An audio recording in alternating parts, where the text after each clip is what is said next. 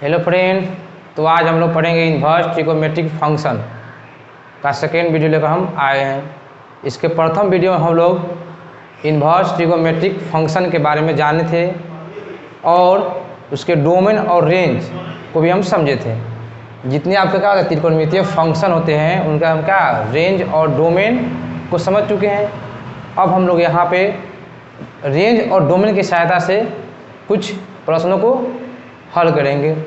उससे पहले हल करने से पहले हम लोग कुछ इम्पॉर्टेंट महत्वपूर्ण नोट है उसको थोड़ा समझ लेते हैं। जैसे साइन इन्वर्स साइन एक्स लिखा है, प्रॉब्लम क्या लिख सकते हैं एक्स लिख सकते हैं। ऐसे ही का यहाँ टेन रहे और टेन भी आ सकता है, टेन और टेन इन्वर्स एक्स रहे तो एक्स हो सकता है। अब जितने निष्पत्ति जानते हैं सबका यहाँ बात जाएगा। अगर साइन है और इंटू साइन इन्वर्स एक्स है तभी लिख सकते हैं एक्स। अगर यहाँ पे देखिए 3 नंबर नोट में साइन इन्वर्स अब माइनस साइन एक्स है तो इसको हम नहीं लिख सकते हैं एक्स के बराबर, क्योंकि यहाँ पे क्या है माइनस है। जब तक इस दोनों के बीच में इसके और इसके बीच में क्या है माइनस है तब तक क्या होगा साइन से साइन कैंसिल नहीं होगा। सेम शर्त आपका यहाँ भी है, साइन है और यहाँ पे क्या है साइन इन्वर्स एक्स है। जब तक इन दोनों के बीच में क्या है माइनस है तब तक क्या होगा ये दोनों कैंसिल नहीं होगा, अर्थात हमको एक्स नहीं देगा इस फॉर्म को का। अगर दोनों को कैंसिल करना है तो क्या करना होगा माइनस को इन दोनों के बीच से हटाना होगा। फ्रेंड हम यहाँ पे 2 क्वेश्चन लिए हैं और दोनों क्वेश्चन को हम लोग हल करते हैं। एक देखिए कि मैं क्या कर रहा है, बोल रहा है find the principal value of sine inverse 1/2 और एक क्वेश्चन हमारे पास है find the principal value of sine inverse -√3/2 है। अब देखिए पहले क्वेश्चन को हल करते हैं तो क्या है हमारे पास साइन इन्वर्स 1/2 है। इसका हमको क्या निकालना है प्रिंसिपल वैल्यू निकालना है। तो क्या जाएगा हमारे पास साइन इन्वर्स तो उसे रहने देंगे। अब सोचेंगे 1/2 साइन में किसके बराबर होता है, साइन में किसके बराबर होता है तो बोलेगा किसके मान के बराबर होता है साइन में, तो बोलेगा साइन π/6 अर्थात साइन 30 के मान में क्या होता है ये बराबर होता है। तो यहाँ साइन से साइन क्या हो गया कैंसिल हो गया, आप स्वयं कर जाता है। तो क्या बच गया हमारे पास π/6। अब देखिए आपका कितना है 30 है, 30 है। आप जानते हैं साइन का आपका क्या होता है प्रिंसिपल वैल्यू कहाँ से आता है -π/2 से +π/2 के बीच में होता है। अब देखिए आपका क्या हुआ -90 से +90 के बीच में है बीच। अब देखिए जो वैल्यू आया है 30 मैंने π/6 क्या है 30 के डिग्री होता है, इनके क्या है बीच में है कि नहीं, तो ये आपका क्या है प्रिंसिपल वैल्यू है। अब थोड़ा सेकेंड क्वेश्चन फाइंड, अब बोल रहा है यहाँ भी क्या निकालना आपको प्रिंसिपल वैल्यू निकालना है किसका साइन इन्वर्स। यहाँ देखिए साइन इन्वर्स -√3/2 का मान निकालना है। सेम वही देखेंगे, इसको उतार लीजिए, साइन इन्वर्स को उतार लेंगे। अब देखिए यहाँ माइनस उसके ऊपर पहले सोचते हैं इसके बारे में √3/2 के बारे में, माइनस भी रखेंगे साथ में। अब सोचिए √3/2 साइन में कितना के बराबर होता है, साइन का मान बताइए मैंने कितना साइन कितना डिग्री का मान √3/2 होता है। तब कहिएगा साइन क्या होता है साइन π/3 अर्थात साइन 60 का क्या होता है मान √3/2 होता है। यहाँ माइनस और यहाँ भी माइनस लगा देंगे, हो गया। अब देखिए इस माइनस को क्या करना है हमको यहाँ से दोनों के बीच से ख़त्म करना है। जैसे हम आप समझे यहाँ पे समझाएं आप लोगों को, दोनों के बीच में क्या होगा जब तक माइनस है तब तक क्या होगा दोनों ख़त्म नहीं होगा, इनके बीच में क्या आ गया माइनस आ गया। तो एक फार्मूला हम लोग पढ़े होंगे 11th क्लास में, यहाँ देखिए साइन क्या होता है साइन माइनस थीटा क्या होता है माइनस साइन थीटा। कहीं ए लिखा है तो ये लिख सकते हैं और अगर ए लिखा है तो हम ए लिख सकते हैं ना बुआ। तो बस इससे उल्टा आते हैं तो क्या हो जाएगा हमारे पास साइन इन्वर्स, इसको माइनस कहाँ चल जाएगा एंगल में चल जाएगा माइनस चल जाएगा आपका एंगल में। तो क्या हो जाएगा साइन -π/3। अब देखिए यहाँ दोनों के बीच क्या होगा, माइनस खत्म हो गया, साइन से साइन खत्म, तो क्या बचा हमारे पास -π/3 बच गया। यहाँ देखिए, यहाँ का नहीं दिखाई दे रहा हो, यहाँ क्या बच गया हमारे पास -π/3 बच गया, साइन से साइन खत्म, -π/3 बच गया। Find the principal value of cos inverse 1/√2 और 2 में क्या है कॉस इनवर्स -1/2 है। दोनों का क्या निकालना है हमको, प्रिंसिपल वैल्यू निकालना है। तो पहले देखते हैं फर्स्ट क्वेश्चन को। कॉस इनवर्स 1/2 को उतार लिए, एक बार उतारें। अब सोचिए 1/2 कॉस में कितना का मान होता है, किसके बराबर होता है, तो कहिएगा कॉस में 1/√2 किसे होता है बराबर, तो cos π/4 की क्या होता है बराबर होता है। तो यहाँ से cos से cos खत्म, क्या बच गया हमारे पास π/4, इसका मान क्या आ गया π/4 आ गया, प्रिंसिपल क्या आ गया π/4 आ गया। अब देखिए 2 नंबर क्वेश्चन यहाँ लिखते हैं, यहाँ पे 2 नंबर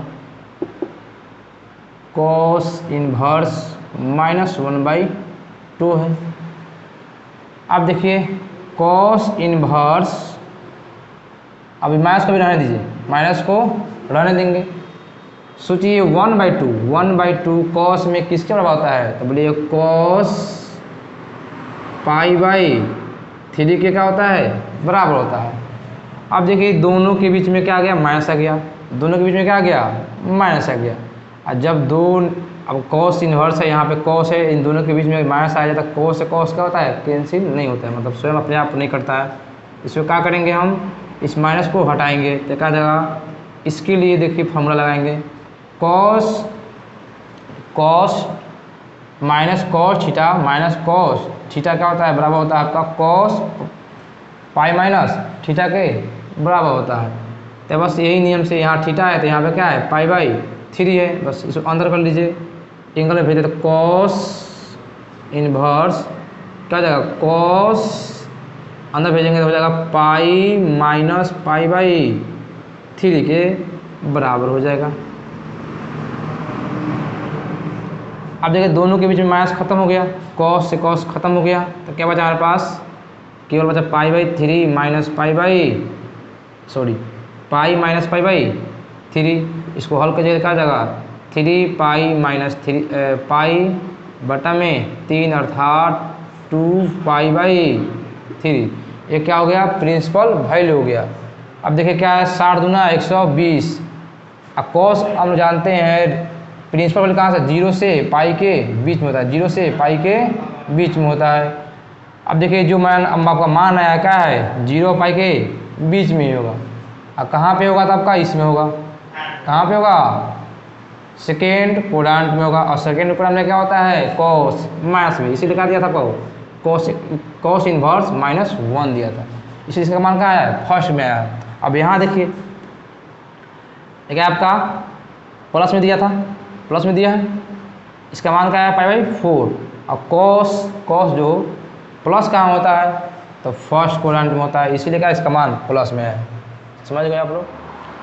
तो आइए फ्रेंड्स एक और क्वेश्चन हम देखते हैं, find the principal value of tan inverse √3 और एक क्वेश्चन क्या है tan इनवर्स -1/√3 है।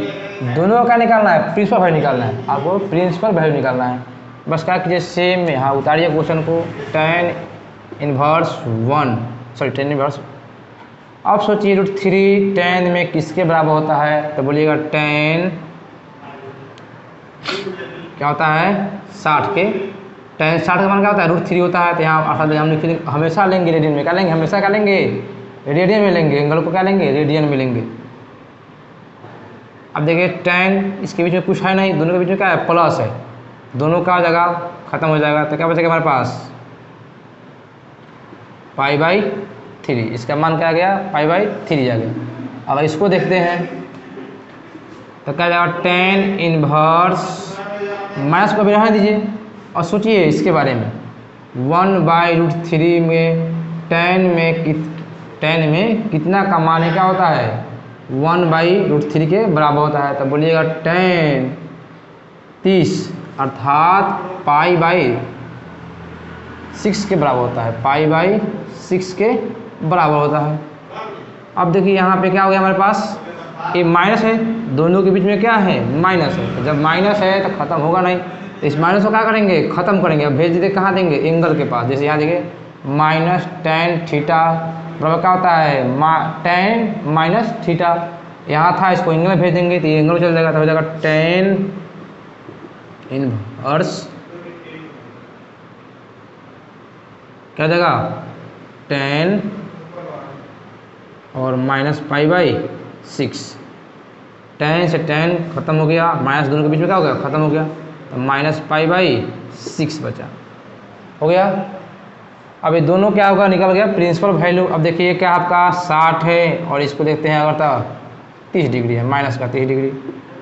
अब देखिए tan का आपका प्रिंसिपल वैल्यू का कहाँ से होता है, तो -π/2 से +π/2 के बीच में होता है। अब देखिए दोनों जो वैल्यू आया है, देखिए क्या उसके बीच में है कि नहीं, तो जरूर है। आपका ये भी उसके बीच में है और ये भी उसके बीच में है। आइए एक और क्वेश्चन हम लोग देखते हैं, इसको हल करते हैं। यहाँ पे क्या दिया है, फिर बोल रहा है find the principal value of cosec inverse 2 और कॉसेक इनवर्स -√2 का मान निकालना है। कॉसेक इनवर्स और 2 में सोचिए कॉसेक में 2 कब देता है, कॉसेक में कितना है रखते हैं एंगल, तो आपका 2 देता है। तो लिखेंगे यहाँ कॉसेक क्या देगा हमको π/6 पे क्या देता है 2 देता है। कॉस से कॉस क्या हो गया कैंसिल हो गया, क्या हमारे पास बच गया π/6 बच गया। यहाँ देखिए कॉसेक इन्वर्स, अब माइनस यहाँ पे 2 है, ये माइनस को हटा दीजिए, माइनस को भूल जाइए थोड़ा समय के लिए सोचिए क्या है √2 है, √2 है और √2 कॉसेक में यहाँ एंगल में क्या रखते हैं, एंगल में क्या रखें इसके मान के बराबर हो जाए। तब बोलिएगा कॉसेक 45 का मान क्या होता है √2 होता है। तो बस यहाँ पे इसको हटा दीजिए, यहाँ पे डाल दीजिए, तो कॉसेक π/4 रख देंगे। अब देखिए यहाँ माइनस तो रह गया, और जब तक इस दोनों के बीच में माइनस रहेगा तब तक कटे वाला है नहीं। देखिए यहाँ पे फार्मूला लिखे हुए हैं, फार्मूला का आप लोग याद कर लीजिएगा बढ़िया से। यहाँ -cosec थीटा है, अगर इसको माइनस पर हटाना है यहाँ से तो क्या करेंगे, इसको भेज देंगे एंगल के पास। कहाँ भेज देंगे एंगल के पास। तो हम इसको लेते हैं -cosec थीटा लिखते हैं कॉसेक माइनस का थीटा, इसको बस हो गया। जैसे यहाँ से माइनस हटा काम हमारा बन गया। इसको भेज दीजिए तो कॉसेक -π/4। अब देखिए माइनस खत्म हो गया, दोनों के बीच में दीवार था हट गया, ये दोनों से क्या हो गया आपका कट गया, तो क्या हो जाए -π/4। ये क्या हो गया हमारा। हेलो फ्रेंड, क्या दिया हमको sec inverse -2 plus cot inverse √3 का मान निकालना है, मतलब प्रिंसिपल वैल्यू निकालना है। तो क्या हो जाएगा 2 दिया हम लोग, इसको अलग और इसको अलग हम लोग करना सीख चुके हैं। और दोनों क्या दे दिया, योग देगा या तो अंतर देगा।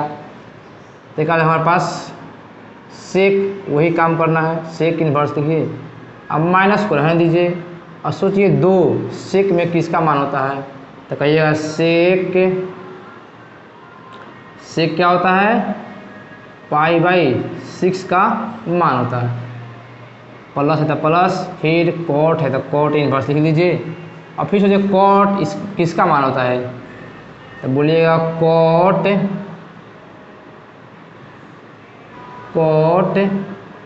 π/6 के बराबर होता है ना हो। बस यहाँ देखिए सॉरी, यहाँ पे क्या होता है, इसका 2 होता है π/3 के होता है, मतलब 60 का मान होता है। सॉरी थोड़ा मिस्टेक। अब देखिए यहाँ पे अब ये तब कटेगा नहीं, क्या दोनों के बीच में क्या आ गया, माइनस आ गया, तो माइनस ऊपर हटाएंगे तो क्या जाएगा सेक इन्वर्स, इसको भेज देंगे एंगल में भेजेंगे तो क्या जाएगा सेक पाई माइनस, यहाँ पे फॉर्मूला होता है माइनस सेक थीटा बराबर होता है सेक पाई माइनस थीटा के बराबर होता है। यहाँ थीटा का जवाब क्या आपका π/3 है, तो क्या जाएगा सेक पाई माइनस थीटा। थीटा काम कर रहा है π/3 कर रहा है, बस हो गया आपका π/3 प्लस तो प्लस। अब देखिए कट जाएगा, दोनों के बीच में कोई रुकावट नहीं है, दिस कैंसिल अपने स्वयं करता है, अपने आप कट जाता है, π/6 बचेगा। अब देखिए भी कट स्वयं कट जाएगा, तो अब यहाँ कोई रुकावट नहीं है और प्लस π/6, यहाँ बटा का जोड़ कर लीजिए तो यहाँ पे एलसीएम कितना हो जाएगा, वो 6 हो जाएगा, होगा ना। यहाँ पे 6 पाई और यहाँ पे क्या होगा -2 पाई और यहाँ पे क्या होगा प्लस पाई हो जाएगा वो। इसको हल कर देते कितना हो जाएगा 7 हो जाएगा, 7 को में से तो आपका ये दोनों मिलके 7 पाई घटा और 2 पाई क्या हो जाएगा 5 π/6, इसका वैल्यू क्या आएगा 5 π/6 आएगा। चलिए अब यहाँ देखिए,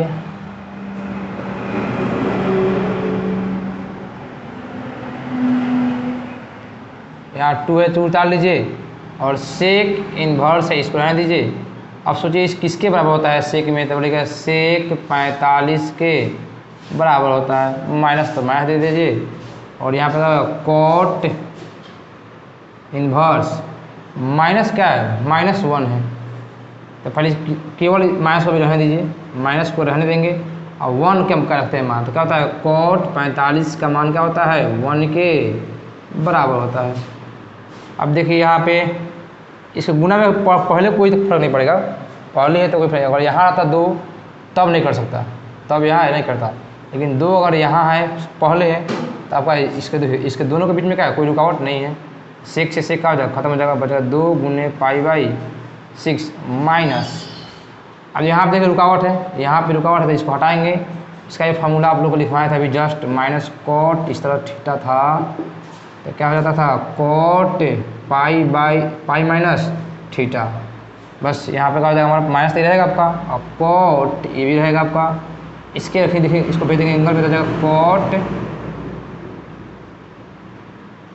पाई माइनस π/4, थीटा काम कर रहा है π/4। अब देखिए दोनों के बीच में कोई रुकावट नहीं है, एक पड़ जाएगा आपका 2 से, तो 2 हो जाएगा π/, अगर आप लोग को यहाँ दिखाई नहीं दे रहा तो यहाँ देखिए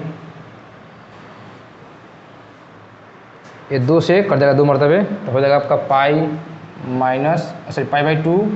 अब माइनस, अब कॉट से कॉट खत्म तो क्या हो गया π/, ये देखिए बच्चे ये हो जाएगा, एक कॉट से कॉट खत्म हो गया, बचेगा पाई माइनस π/4, पाई माइनस π/4 और ये बाहर से माइनस था तो यहाँ इसका जाएगा इस तरह को इंटू हो जाएगा। अब इसको हल करते हैं तो हो जाएगा हमारा π/2 और क्या जाएगा 3 π/4, अगर इसको एलसीएम करते हैं तो हो जाएगा माइनस का क्या हो जाएगा हमारे पास एलसीएम 4 और क्या हो जाएगा 2 पाई माइनस का 3 पाई, घटे कितना हो जाएगा घट हो जाएगा -π/4, इसका आंसर आएगा। तो फ्रेंड बस आज का क्लास इतना ही, हम लोग नेक्स्ट क्लास में एक्सरसाइज 2.1 को सोल्व करेंगे। आप लोग पहले खुद से ट्राई कीजिएगा, अगर नहीं बनता है तो हमारे वीडियो को जरूर देखिएगा, आप लोग बन भी जाए तभी देखिएगा, नहीं बने तभी देखिएगा। Thank you for watching this video.